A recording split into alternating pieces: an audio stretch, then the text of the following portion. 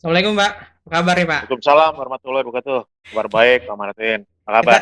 kita sama-sama gagal nonton live Inggris sama Kroasia nih. Inggris iya nih. Tapi saya lihat presensinya di salah satu media elektronik itu ya.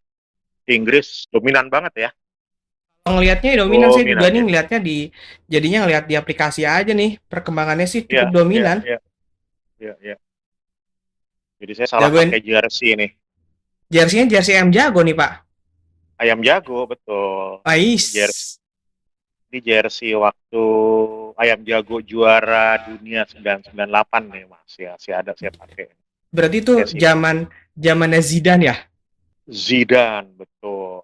Wah, itu Zidane sama tiga itu tuh, tiga laskarnya lagi tuh siapa pemain tengahnya sama Fabian Barthez. Fabian Barthez. Fabian Barthez terus pemain terus ada yang backnya tuh bekas pelatih MU siapa? Yang back sempat jadi main di MU juga, sorry, main di MU. Back back Prancis. Ada namanya pemain tengahnya Gires, Batistong ya, terus sama yang gede itu tinggi gede backnya Prancis. Ah, itu ya emang waktu itu skuadnya ini bener ya, skuad yang bagus banget. Zidane. Memang sih. Tapi kalau bandingin Prancis sekarang juga tuh skuadnya bagus loh Pak. Kalau mau dilihat skuad Prancis ya dari pemain muda tuanya, senior, kombinasi antara tim cadangan, tim inti, Prancis menurut saya tim yang cukup punya apa ya bisa dibilang ya rata sih sebenarnya. Saya pakai lagi nih karena ini nih ada Karim Benzema di apa? Ditarik lagi sama pelatih Prancis ya. Wah, saya fansnya Karim Benzema soalnya. Jadi kayaknya repeat nih juara dunia terus juara Eropa ya. Mudah-mudahan. Ketemunya Jerman lah, saya soalnya Jerman juga. Jerman Prancis bisa saja mudah-mudahan bisa ketemu lagi di final walaupun ketemu di penyisian grup ya. Berarti grup F agak-agak bahaya nih sebenarnya kan grup F Bapak kan pegang di tahun ini nih megang Jerman sama Prancis kan ya. Iya, Prancis kan satu grup sama Hungaria dan juga Portugal kan. Portugal betul. Ini Kira-kira nih yang kan sulit ya, sulit sulit paling Karena nggak kansnya ada. gimana ya Pak? Kans Portugal itu bisa dibilang sepanjang ada Ronaldo nih di timnas Portugal, itu permainan Portugal juga bisa dibilang sih cukup solid menurut saya ya. Kalau saya ngarepinnya ah Prancis Jerman seri tapi skornya gede gitu, 5-5 gitu loh. lima Agak lima atau empat sulit empat sih. Kalau menurut dan saya agak waktu sulit. ya, tapi menang menang masing-masing Prancis Jerman menang 1-0 aja lawan Portugal. Peran Perancis Jerman itu pertemuan keberapa ya Pak ya? Schedule-nya ya. Schedule-nya pertama kalau nggak salah Pertama Prancis ya, Jerman. Perancis Setelah Jerman. itu ya, Kalau setelah pertama itu mungkin baru mungkin bisa sih Pak. Tapi kayak biasanya kalau pertama itu pada main aman ya. makanya main aman tapi ya skornya gede lah kalau enggak seri 2-2 3-3 gitu tapi terus masing-masing Prancis Jerman ngalahin Portugal 1-0 aja. Biasanya kan memang main aman kalau kalau di awal-awal. Dan Ya, ya. apalagi Jerman tuh. Jerman tuh kan terkenal sama apa ya? Jerman bisa dibilang tuh tim tim Turnamen ya. turnamen sama kayak Itali Ya, kan. ya, ya, ya, ya. Eh, di awal-awal tuh ya namanya juga udah Panzer kan, mesin dieselnya panasnya lambat Pak. Tapi begitu udah panas tuh diesel, gawat itu. Ya, betul, betul. Makanya ya kalau tiap ada turnamen selalu Jerman tuh masuk nominated ya untuk juara ya. Tapi Prancis karena juara dunia ya plus satu lah mentalnya mereka. Apalagi ada pemain pujaan semua orang sekarang Mbappe ya sama Karim Benzema. Satu lagi sama Si satu itu lagi siapa? Yang Giro, Dembele ya. Dembele, Giro. Oh, ada Dembele Olivier ya, Giroud juga Giro kan di bawah. luar biasa. Itu skuadnya skuad skuad skuad ini ya. Sama Griezmann juga ya. Prancis tuh bisa dibilang skuad juara sih Pak. Ya, paling nggak oke. kalau ngelihat dari susunan pemain yang ada nih di Prancis ya sekarang, bisa dibilang sih lebih emas kalau menurut saya nih Pak, lebih emas dibandingkan generasinya Belgia. Kan kalau di Belgia sekarang bisa Ya, dibilang nih generasi emas Belgia. Belgia Betul, kan. betul, Tapi betul, Perancis betul. kalau dilihat dari satu lawan satu perbandingan pemainnya nih, Perancis tuh menurut saya sih tim yang luar biasa yang harusnya ya paling nggak semifinal tuh masuk Perancis. Harusnya. Pengennya begitu. Karena kemarin kita lihat waktu yang Itali tuh bagus banget ya. Mancini mixing pemainnya pemain muda dengan pemain Chelsea ini sekelas Chelsea ini masih main sekelas, waduh, tapi emang di belakangnya ada anchornya luar biasa. Donnarumma bikin Kalau Italia juga kemarin saya lihat juga waktu lawan Turki juga permainannya udah bukan Catanaccio lagi sih sekarang. Kalau kalau dulu betul, kan beberapa attacking football itu. ya Dia kan udah sepak bola modern tuh udah kayak apa ya? Sudah berubah sih. Sepak bola modern tuh menurut saya merubah merubah segala taktik kan.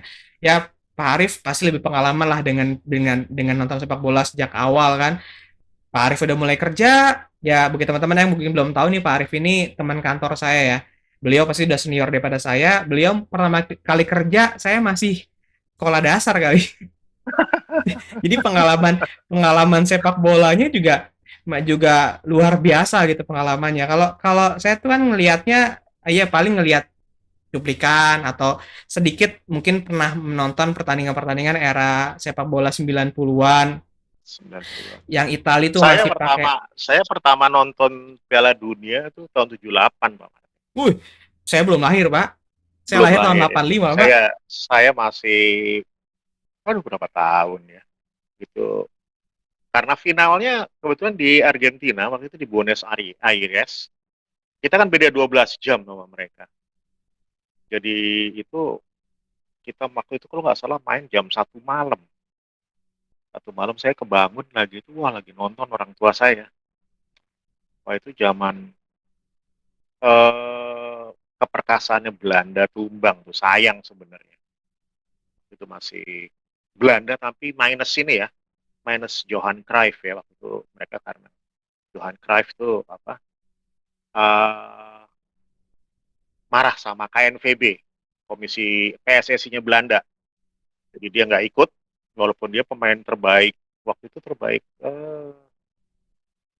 di Eropa ya, 75 76, setelah setelah Franz Beckenbauer kalau nggak salah, dia tahun berikutnya diambil.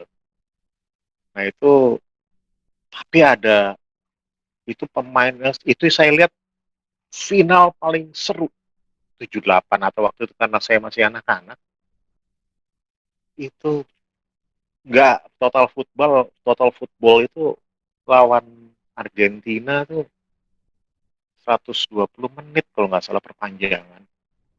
Itu nggak ada istirahatnya, Pak Martin. Pak Martin bisa lihat di YouTube, nggak ada istirahatnya. Saling serang, saling ini, Belanda yang ya one of my favorite team juga ya, itu luar biasa lah. Sejak itu 80-an agak bertahan permainan, 90-an lebih banyak taktik. Nah, sekarang 2000, era 2020 lagi, waktu 2018 saya lihat semuanya udah Inggris yang tadinya mainnya bertahan selama berapa dekade, main taktik. Sekarang 2018 kemarin World Cup dengan pemain mudanya, balik lagi seperti tahun 70 80-an awal mereka, yang Itali pun yang kita kenal dengan Catenaccio. Saya bengong nonton Itali begitu, Pak.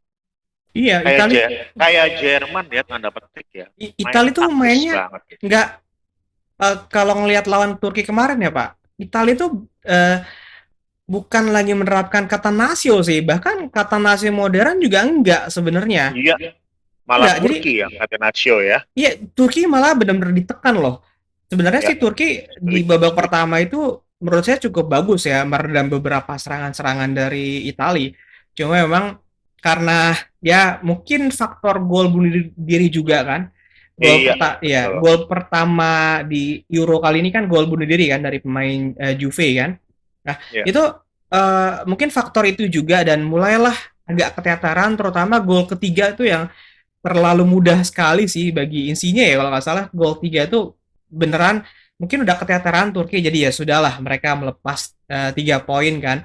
Tapi Betul. ngelihat dari permainan Italia itu, kalau ngelihat dari ya saya nonton bola dari era 90-an Pak, itu masih Iya, masih Italia masih masih agak kental dengan Catenaccio kan. Catenaccio, ya, Catenaccio, betul. terus era-era mau ke 2000, Catenaccio-nya sedikit dimodifikasi dengan pakai Lima puluh libero, lima puluh, ya betul, kan? Dia betul, dia ya, pakai satu orang libero untuk coba membangun build up dari belakang, dari libero langsung ke ya, depan kan.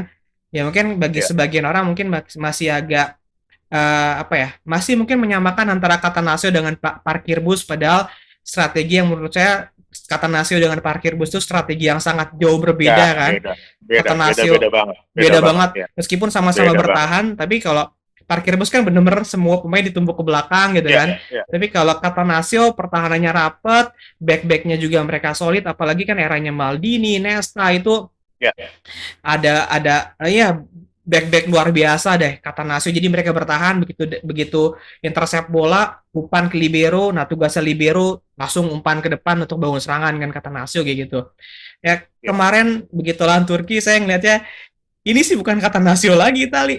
betul, betul, jauh, eh, jauh, jauh, dan jauh. dan saya sebagai fans saya jagoin Itali Pak di Euro ini nih, saya jagoin Hmm, Itali. Begitu ngeliat lagi ya, nih gila sih mainnya ya. Cuma ya, yang agak-agak masalah adalah, nah Italia ini tim turnamen juga sama kayak Jerman Pak. ya, Kalau panasnya cepat, biasanya mesinnya cepet aus nih. hmm, tapi saya lihat sih kalau mereka mainnya, kalau kita nggak lihat pemainnya, coba kemarin kita pahamin, mereka tuh mainnya kayak Jerman. Coba lihat lihat mereka Jerman kan, mereka dengan staying powernya kayak gitu ya, kuat main-main staying power mereka kan. Italia juga dengan Cellini yang di usia 30, 36 tahun ya, Ya Chilin udah cukup senior banget itu. itu nggak kedodoran dua backnya itu yang raksasa. Cellini satu lagi siapa ya, yang Bonucci. Itu dua dua back I- gila sih. Dua back itu Italia luar gila tuh. luar biasa, luar biasa. Itu jadi kayak mereka ngadopsi bahwa memang sepak bola modern itu seperti itu. Jadi nggak bisa nunggu terus di apa, menyerang balik gitu, nggak. Kayak kemarin kita lihat juga sebelum ada tragedi Erikson ya, berdua Denmark Finland tuh, Denmark juga luar biasa. Jadi emang sekarang tren-trennya adalah emang pemain muda dengan dicampur pemain senior harus nyerang, Apa nyerang, mungkin nyerang, ini nyerang, nyerang. balik balik lagi ke apa namanya, apa sih bisa dibilang tuh apa ya, gayanya Arrigo Sacchi ketika menangani Milan di era pertama. Nah, Arrigo Oh, Sacchi itu kan iya, iya, Arrigo iya, Sacchi itu iya. kan punya punya memang pola yang terkenal dari Arrigo Sacchi adalah dia pakai pola dasar 4-4-2 ya Empat kan, empat empat dua empat ya. dua tapi 4-4-2-nya itu nggak pakem, jadi dia bikinnya 4-4-2 yang fluid, yang bisa Ya, ya, bertahan dan menyerang lebih cepat. Karena kalau Arrigo Sacchi itu pakemnya adalah the best defense is offense. ya, ya. Ya kan? Kemarin Kak, bukannya Italia pakai tiga penyerang ya? iya benar. Tiga ya, Itali tiga Itali penyerang ya. 4-4-3-3, Pak. 4-3-3 ya. Empat Oh, tiga tiga dan dia pakai 4-3-3. Apa formasi namanya? Monata udah hilang ya. Tiga lima Iya, duanya mereka udah hilang ya. Oke, empat oke. empat tiga tiga itu ya formasi menyerang memang. Dan Italia itu apa ya, beberapa tahun memang beberapa periode itu nggak nggak kehabisan back berkualitas ya, meskipun mereka tua nih, Yes. sudah cukup Ya, senior, tapi nggak kehabisan back berkualitas ya. Sekarang ya, zamannya Bonucci betul. sama Chiellini, mereka Shell ini ya. sudah cukup berumur juga kan untuk ukuran pesepak bola. Sebelumnya Ada penggantinya juga tuh. Ada penggantinya siapa ada ya calonnya tuh, yang dari Pak Martin punya tuh, Milan tuh. Backnya siapa? ada Romagnoli tapi nggak dibawa Pak. Oh, nggak dibawa ya? Nggak ada pemain Oh, Milan di Italia bagus Pak. tuh. Kalau saya nggak salah nggak ada pemain Di Milan. belakang ya? Yang ada Oh ex ya? pemain Milan Pak. Oh, itu juga bagus tuh backnya tuh. Nah, ya mungkin karena performa Romagnoli juga turun ya di Milan juga kan, kegeser sama Tomori kan, pemain dari Inggris kan. Ya, ya, ya, ya. Nah, kalau ngelihat beberapa ya kan sekarang baru baru beberapa pertandingan awal nih Pak di Euro, dan saya sependapat sih ngeliat beberapa tim itu di Euro sekarang tuh mainnya main main apa Attack ya, main attack. attacking, Iya, dan mereka coba coba untuk nyerang sejak awal. Kalau bisa mereka tekan tekan sejak awal gitu kan, jangan iya. sampai mereka yang ditekan. Nah, yang saya penasaran gimana dengan Belanda nih. Belanda kan total football itu kan memang terkenal di eranya Belanda kan. Iya, betul. Ya, eranya Belanda kan terkenal tuh dengan sepak bola total football. Kita belum nonton nih, Pak. Belanda itu akan seperti apa nih ketika mereka mulai nanti bertarung nih? Apakah mereka akan main total football juga? Karena Belanda kan ini tim-tim yang sebenarnya sih kalau menurut saya agak disayangkan sih, Pak. Beberapa tahun terakhir sempat absen kan di Piala Eropa, di Piala Iya, Dunia. betul. Piala Sekarang Dunia, iya. Belanda Belanda sekarang dengan tim mudanya mulai mulai tampil oke lagi, bagus lagi. Di Piala Eropa sudah masuk lagi, tapi saya juga masih agak ragu sih dengan Belanda akan sejauh apa. Mungkin 16 besar mungkin bisa lolos, tapi 8 besar saya belum tahu Belanda akan seperti apa. Apalagi kan kalau kalau sampai Perancis lolos, Jerman lolos, itu lawan-lawan berikutnya tuh akan siap-siap mereka hadapi kan. Ya, kalau saya lihat Belanda tuh, ya kita historical kita tuh selalu Belanda tuh selalu ada dalam salah satu dari 4 kesebelasan yang pasti kita jagokan di dalam entah itu Piala Eropa, entah itu. Karena permainannya memang memang menarik untuk dilihat ya, mereka mereka berani menyerang. Nah, itu yang diadopsi sama apa oleh. Cuman kita lihat sekarang pemain-pemain Belanda, koreksi kalau saya salah ya, strikernya nggak ada yang bagus, Pak Martin. Kalau kalau bisa dibilang mereka nggak punya target pen murni sih iya Pak. Targetan murni ya, iya, nggak kayak zaman dulu ya. Iya, Zaman dulu kan mereka tuh terkenal, sekarang tuh mengandalkan Depay sih. ya, Depay sendiri yang lagi free free ini ya, free apa dari klubnya ya. Nah, Depay sendiri menurut saya sih Depay itu pemain yang bagus, striker, tapi dia tuh butuh tandem striker murni sebenarnya. Betul, betul, betul. Kalau tengah tengah bagus, saya lihat Belanda tuh dari dulu memang pemain tengahnya dari zaman ya, dari sampai zaman saya lihat bolanya itu dari tahun 78-an saya lihat itu pemain tengahnya mereka ada. Tapi mereka harus diimbangin, biasanya kayak harus ada pemain tengahnya bagus, strikernya bagus yang mematikan lah. Ya sampai di era, saya lihat di era Van Nistelrooy, setelah itu nggak ada ya, Nggak ada sih, Pak. nggak ada lagi ya, nggak ada yang maksudnya yang apa ya, yang mematikan kayak Nistelrooy. Kalau yang beberapa yang kemarin itu ada ya Depay, terus De Jong gitu, itu mereka De Jong tuh bukan striker murni ya, Setelah belum, enggak, dia dia lebih ke gelandang sih, Pak. Setelah gelandang ya, Mister Roy kan fake striker ada dia ya. Klasian Huntelaar kan, itu masih striker murni tuh, Langsung Klasian terar Huntelaar. ya. Tapi Ya, setelah Klasian Huntelaar nih kayak Belanda kehabisan stok striker murni nih. betul, betul. Ya kan kayak kayak kehabisan ya, entah seperti apa, meskipun memang bisa dibilang sih gelandang-gelandang mereka gelandang-gelandang yang produktif untuk bisa cetak gol juga ya. Tapi Ya, kalau ngelihat dari goal getter, kayaknya agak kekurangan goal getter sih target man ya Belanda. ya. Mungkin mereka akan pakai main false false nine kali Pak. False nine kayak Spanyol tahun 2014 ya. False nine dia ya. Dia pakai pakai false nine. False Juara nine dunia mungkin ya. Piala Dunia. Juara Bisa dunia jadi juga ya. bisa jadi pakai false nine karena kan kalau biasanya kalau satu tim itu kekurangan striker murni, mereka kan akan mengandalkan dari gelandang serang atau gelandang yang coba naik kan ke Iya, depannya. Bisa iya. jadi sih jadi mereka pakai false nine sih. False nine betul. Menurut saya Pak, bisa jadi sih. Tapi Belanda masih jadi inilah, masih Saya tuh tiga tim sih Pak. Dari dulu sampai sekarang tuh selalu menjagokan tiga tim. Baik di Piala Itali, Dunia ataupun di Piala Eropa. Itali, Jerman, dan Belanda. Jerman, Belanda ya, itu tim-tim tim inilah, tim memang yang secara kultural gitu mereka emang gila bola ya memang. Mungkin, ya alasan saya sih ya mirip-mirip kenapa saya suka Milan dari dulu sampai sekarang ya, sama si apa, 3 tim tadi. Mungkin apa ya, faktor-faktor yang kita tonton pertama kali tuh jadi kita membuat kita lebih loyal terhadap satu tim kali ya, Pak. Karena kalau saya lihat tuh eranya kan saya nonton bola era 90-an ya. Ya, Belanda saya tonton saat itu eranya total football, atraktif banget ya, kan. betul, Pokoknya betul. lari terus, serang habis-habisan gitu. Apalagi mereka era 90-an punya gelandang kayak Edgar Davids. Gelandang yang bisa dibilang badak sih. Kacamatanya nggak ada lensanya, tapi staminanya Edgar David tuh Luar luar biasa. biasa kan. Mereka punya gelandang luar biasa, penyerang-penyerang luar biasa. Jadi attackingnya juga enak ditonton. Belanda eranya total football. Ya, Terus setuju, kalau setuju.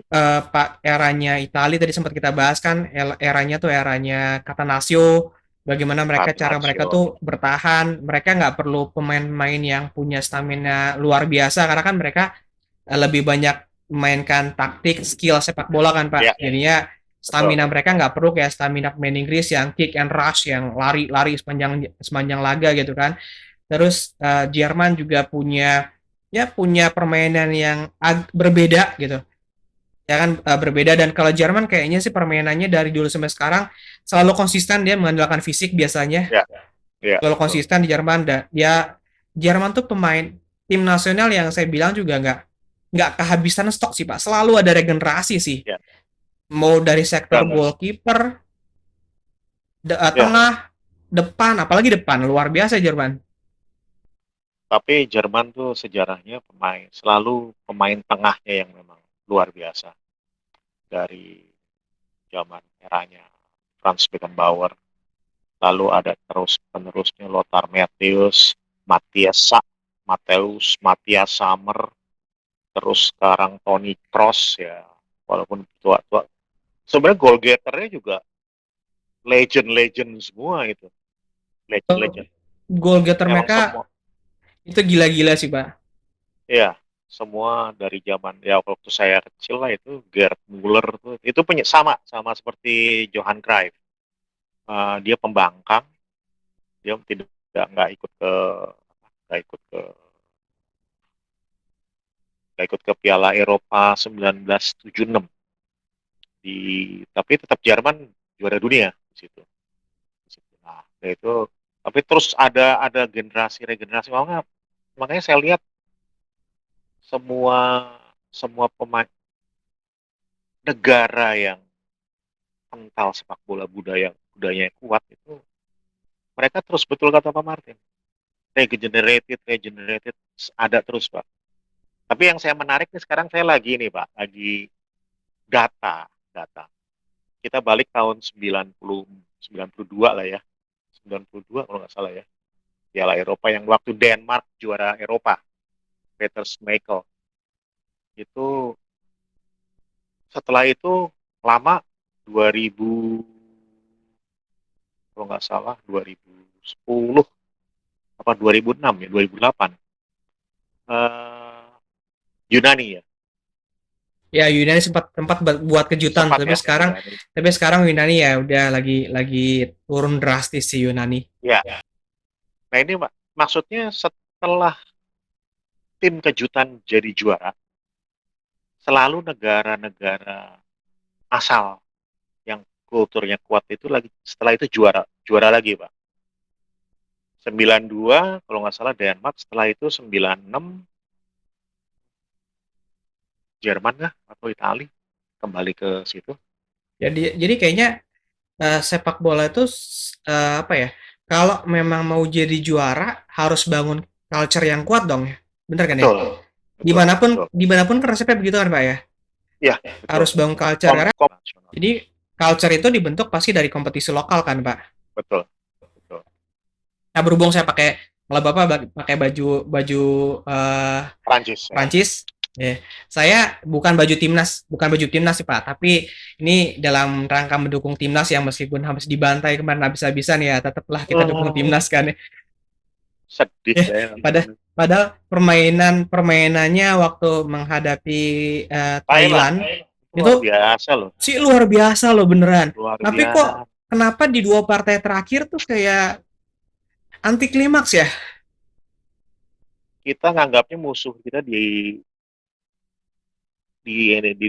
regional tuh musuh kita hanya Thailand.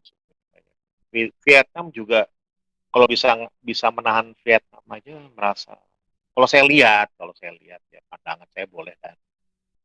Uh, dari dulu tuh kita bermuter-muter tuh lawannya Vietnam apa Thailand aja. Kalau menang-menang sekali 1-0 2-0, padahal kita sebenarnya nggak, ya Vietnam bagus ya apa Thailand bagus, tapi kita nggak patokan kita nggak hanya dari kita menang lawan tahan seri di Thailand gitu loh. Baru lihat di ini Inggris kalahkan Kroasia pak. Wah, serius nih. Coba Serius. kita lihat. Oh iya, full time 1-0 ya, Pak. Full time 1-0 ya. 1-0. satu Ya, kosong Raheem Sterling. Assist dari Calvin Phillips menit 57. ya, ya, ya. Oke, Sesuai sebelum kita bahas prediksi. Indonesia, kayaknya kita lihat statistiknya deh, Pak. Kalau ngelihat dari statistiknya ini, saya ngelihat sih cukup berimbang sih dari sisi penguasaan bola. Meskipun kita nggak nonton, berarti kita cuma baca data ya, Pak ya. Ya, Saya coba bacain data. Ball positionnya 49 sama 50,4. oh, Imbang. imbang. Imbang. Terus duelnya itu 46,8, 53,2. Ini imbang ini. Imbang semua ya. Iya, duel udaranya 52,4 berbanding 47,6. Imbang banget. Offside-nya sama-sama 2, cornernya sama-sama 1. Jadi total shoot-nya sama-sama 8. Menarik nih, Pak. Shoot on targetnya sama-sama 2. Hmm. Shoot akurasinya sama-sama 25%. Block shoot-nya Inggris blok 2 kali, Kroasia blok 1 kali. Terus shoot inside the box 4 kali sama-sama, shoot outside the box sama-sama 4 kali. Tackle Kroasia menang banyak 18 berbanding 11. Terus clearance 7 berbanding 10. Nah, interceptnya emang Inggris lebih banyak, intercept 10 berbanding 3. Passingnya 454, 458. Imbang. Terus pas akurasinya 83%. Terus total crossing kayaknya Kroasia nih banyak main dari bola-bola sayap. Crossing Kroasia ini 12 berbanding Inggris itu 5. Overall, secara statistik imbang.